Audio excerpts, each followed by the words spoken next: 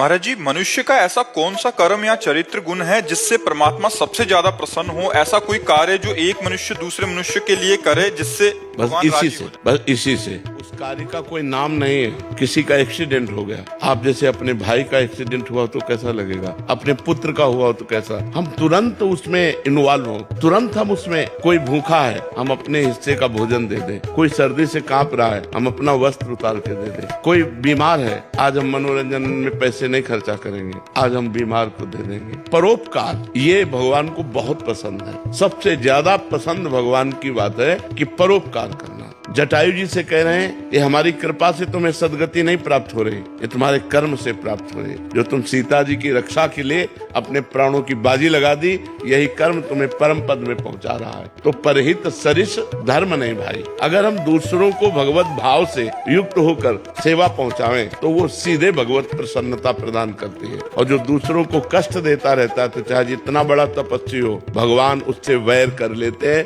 जैसे हिरण्यकश्यप, जैसे रावण, ये बड़े तपस्वी थे, साधारण पुरुष नहीं थे। अपने तप के प्रभाव से वरदान प्राप्त किए हुए थे। भगवान ने काट के फेंक दिया, फाड़ के फेंक दिया। हिरण्यकश्यप को फाड़ के फेंक दिया और रावण को काट के फेंक दिया। तो जो दूसरों को दुख पहुंचाता है, चाहे जितना बड़ा तपस्वी, बलवान, विद्वान, चाहे जितनी आराधना करता हो, उसका परिणाम विनाश ही होगा। और जो दूसरों को सुख पहुंचाता है, चाहे छोटी छोटी बात से ही हम बहुत मृदु बोले, हमारे पास जो धन है वो वाणी है, वो तन है, वो मन है और जो वस्तुएं हैं, तो हम पहला सबसे ज्यादा मृदु वाणी बोले, किसी को दुख न पहुंचे। दूसरा, हम तन से वही कार्य करें जिससे दूसरे को आनंद मिले, दूसरे को सुख पहुंचे। हम मन से वही संकल्प करें जिससे दूसरों को लाभ मिले। दूसरों, खुद को ठगा लो और दूसरों को, तो आपको परम लाभ मिलेगा। दूसरों को सुख मिला आपको ठग के, तो आपको जो देगा मालिक, तो इन ठगने वालों से कोई फर्क नहीं पड़ता। इसलिए तन, मन, धन, वचन, इनके द्वारा हमारा